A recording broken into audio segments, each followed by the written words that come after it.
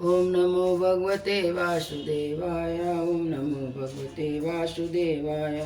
ओम नमो भगवते वासुदेवाय। ओम नमो भगवते वासुदेवाय। ओम नमो भगवते वासुदेवाय। श्रीमद् भागवत महापुराण तृतीय स्कंद। भक्ति का मर्म और काल की महिमा। देवती ने पूछा, प्रभु, प्रकृति, पुरुष और महत्वतादि का जैसा लक्षण सांख्य शास्त्र में कहा गया है तथा जिसके द्वारा वास्तविक स्वरूप अलग अलग जाना जाता है और भक्ति योग को ही जिसका प्रयोजन कहा गया है वह आपने मुझे बताया। अब कृपा करके भक्ति योग का मार्ग मुझे विस्तार पूर्वक बतलाइए। इसके सिवा जीवों की जन्म मरण रूपा अनेक प्रकार की गतियों का भी वर्णन कीजिए, जिनके सुनने से जीव को सब प्रकार की वस्तुओं से वैराग होता है, जिसके भय से लोग शुभ कर्मों में प्रवृत्त होते हैं और जो ब्रह्म आदि का भी शासन करने वाला है, उस सर्व सामर्थ काल का स्वरूप भी आप मुझसे कहिए। ज्ञान दृष्टि के लुप्त हो जाने के कारण देह आदि मिथ्या वस्तुओं में जिन्हें आत्माभिमान हो गया है तथा बुद्धि के कर्मासक्ति रहने के कारण अत्यंत श्रमित होकर जो चिरकाल से अपार अंधकार में संसार में सोए पड़े हैं, उन्हें जगाने के लिए आप योग प्रकाशक सूर्य प्रकट हुए हैं। श्री मैत्रेय जी कहते हैं, कुरुश्रेष्ठ विदुर जी, माता के मनोहर वचन सुनकर महामुनि कपिल जी ने उनकी प्रशंसा की और जीवों के प्रति दया से द्रवित हो बड़ी प्रसन्नता के साथ उनसे इस प्रकार बोले। श्री भगवान ने कहा, माता जी, साधकों के भाव के अनुसार भक्ति योग का अनेक प्रकार से प्रकाश होता है, क्योंकि स्वभाव और गुणों के भेद से मनुष्य के भाव में भी विभिन्नता आ जाती है। जो भेददर्शी क्रोधी पुरुष हृदय में सिंह, हिंसा, दम अथवा मत्सर का भाव रखकर मुझे प्रेम करता है, वह मेरा तामस भक्त है। जो पुरुष विषयों यश इंद्रियों की कामना से प्रतिमा में मेरा भेदभाव से पूजन करता हुआ राजस भक्त है। जो व्यक्ति पापों का क्षय करने के लिए परमात्मा को अर्पण करने के लिए पूजन करता है, इस बुद्धि से मेरा भेदभाव से पूजन करता है, वह सात्विक भक्त है। जिस प्रकार गंगा का प्रभाव अखंड रूप से समुद्र की ओर बहता रहता है, उसी प्रकार मेरे गुणों के श्रवण मात्र से मन की गति का तैल धारावत अवच्छिन्न रूप से मुझमें सर्वंतर्यामी के प्रति हो जाना तथा मुझे पुरुषोत्तम में निष्काम अनन्य प्रेम होना, या निर्गुण भक्ति योग का लक्षण कहा गया है। ऐसे निष्काम भक्त दिए जाने पर भी मेरी सेवा को छोड़कर सालोक, साष्टी, सामीप्य, सारूप, साइज मुझ तक नहीं लेते। भगवत सेवा के लिए मुक्ति का पुरस्कार करने वाला यह भक्ति योगी परम पुरुषार्थ अथवा साध्य कहा गया है। इसके द्वारा पुरुष तीनों गुणों को लांघकर मेरे भाव को, मेरे प्रेम रूप आप प्रकृति स्वरूप को प्राप्त हो जाता है। निष्काम भाव से श्रद्धा पूर्वक अपने नित्य नैमित कर्तव्यों का पालन कर नित्य प्रति हिंसा रहित उत्तम क्रिया का योग का अनुष्ठान करने से मेरी प्रतिमा का दर्शन, स्पर्श, पूजा, स्तुति, वंदन करने, प्राणियों में मेरी भावना करने में धैर्य और वैराग के अवलंब, महापुरुषों का मान, दीनों पर दया और समान स्थिति वाले के प्रति मृत्यता का व्यवहार, यम नियम का पालन, आत्मशास्त्रों का श्रवण, मेरे नामों का उच्चारण, उच्च स्वर से कीर्तन करने से तथा मन की सरलता, सत्पुरुषों के संग और अहंकार से त्याग से मेरे भगवत धर्मों का अनुष्ठान करने वाले भक्त पुरुष का चित्त अत्यंत शुद्ध होकर मेरे गुणों के श्रवण मास से अनायास ही मुझ में लग जाता है। जिस प्रकार वायु के द्वारा उड़कर जाने वाला गंध अपने आश्रय पुष्प से घड़ेन्द्रियन तक पहुँच जाता है, उसी प्रकार भक्ति योग में तत्पर राग, द्वेष आदि विकार से सुनिश्चित परमात्मा को प्राप्त कर लेता है।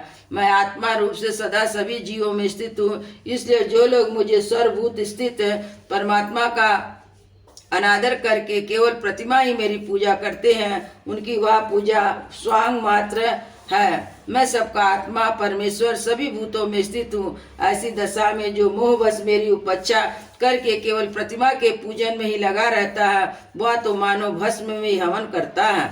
जो भेददर्शी अभिमानी पुरुष जो दूसरे जीवों के साथ बैर बांधता, इस प्रकार उनसे शरीर में विद्यमान मुझे आत्मा से ही द्वेष करता है, इसके मन को कभी शांति नहीं मिल सकती। माता जी, दूसरे जीवों का अपमान करता है, वह बहुत सी घटिया बढ़िया सामग्रियों से अनेक प्रकार के विधि विधान के साथ मेरी मूर्ति का पूजन भी करे तो भी मैं उसे से प्रसन्न नहीं हो सकता। मनुष्य अपने धर्म का अनुष्ठान करता हुआ जब तक मुझ ईश्वर की प्रतिमा आदि में पूजन करता रहे, जब तक अपने हृदय में एक संपूर्ण प्राणियों में स्थित परमात्मा का अनुभव ना हो जाए। जो व्यक्ति आत्मा और परमात्मा के बीच में थोड़ा सा अंतर करता है, उस भेददर्शी को मैं मृत्यु रूप से महान भय उपस्थित करता हूँ। अतः संपूर्ण प्राणियों के भीतर घर बनकर उन प्राणियों के ही रूप में स्थित मुझ परमात्मा का यथोचित दान मान मित्रता के व्यवहार तथा समदृष्टि द्वारा पूजन करना चाहिए। माताजी पाषाण आदि अवचेतनों की अपेक्षा वृक्ष आदि जीव श्रेष्ठ है, उनसे सांस लेने वाले प्राणी श्रेष्ठ है, उनमें भी मन वाले प्राणी उत्तम है, उनसे इंद्रियों की वृत्ति से युक्त प्राणी श्रेष्ठ है। सेंद्रिय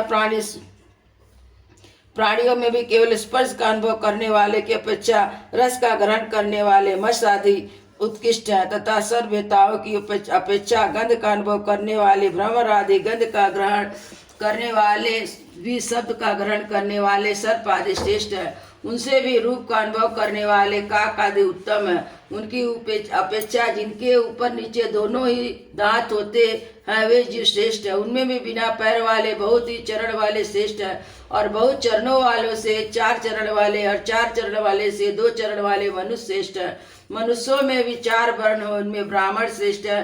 ब्राह्मणों में वेद के जानने वाले उत्तम है। वेदज्ञों में भी वेद का तात्पर्य जानने वाले श्रेष्ठ है। तत्पर जानने वालों से संशय निवारण करने वाले, उनसे भी अपने वर्णाश्रमोचित धर्म का पालन करने वाले तथा उनसे भी आस्तिक का त्याग और अपने धर्म का निष्काम भाव से आचरण करने वाले श्रेष्ठ है। उनकी अपेक्षा भी जो लोग अपने संपूर्ण कर्म उनके फल तथा अपने शरीर को भी मुझे अर्पण कर भेदभाव छोड़कर मेरी उपासना करते हैं वे श्रेष्ठ है। इस प्रकार मुझे इच्छित और कर्म का समर्पण करने वाले अकर्ता और समदर्शी पुरुष से बढ़कर मुझे कोई अन्य प्राणी नहीं दिखता। अतः यह मानकर कि जीव रूपी अपने अंश से साक्षात भगवान ही सब में अनुगत है, इस समस्त प्राणियों को बड़े आदर के साथ मन से प्रणाम करे। माता, जिस प्रकार मैंने तुम्हारे लिए भक्ति योग अष्टांग योग का वर्णन किया, इनमें से एक का भी साधन करने से जीव परम पुरुष भगवान को प्राप्त कर सकता है। भगवान परमात्मा परब्रह्म का अद्भुत प्रभाव संपन्न तथा जागतिक पदार्थों के नाना विधि वैचित्र का भेद हेतुभूत विशेष रूप ही काल नाम से विख्यात है। प्रकृति और पुरुष इसी के रूप हैं और इनसे पृथक भी हैं। नाना प्रकार के कर्मों का मूल आदृश्य भी यही है। इसलिए महत्वादि के अभिमानी वेददर्शी प्राणियों को सदा भय लगा रहता है।